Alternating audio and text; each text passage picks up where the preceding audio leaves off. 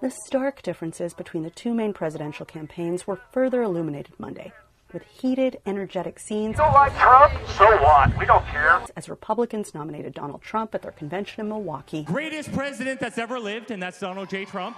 And from the Democrat-run White House, cool reserve from President Joe Biden, who has urged the nation to bring down the temperature on political rhetoric after the shocking weekend assassination attempt on Trump. On Monday, he told NBC's Lester Holt that he still deeply disagrees with Trump and with the inflammatory and vicious way Trump and his base communicate grievances, and asked whether he thought the shooting would change the trajectory of the presidential race.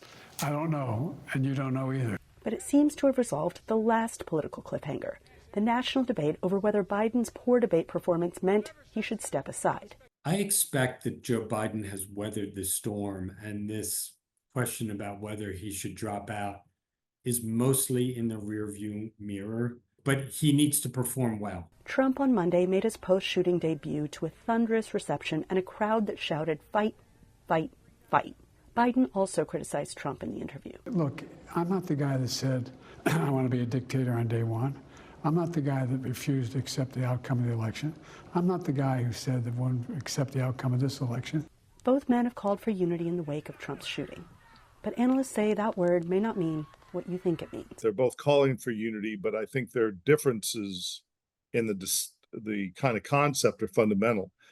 And that's where I think the problem is going to break down. And so they're calling for it, but in fact, it may well be partisanship in disguise. So what happens now as these two grandfathers sprint to the end of a contest so grueling, so bitter, so emotionally charged, and so consequential, and yet with such a tiny margin of victory? I don't know.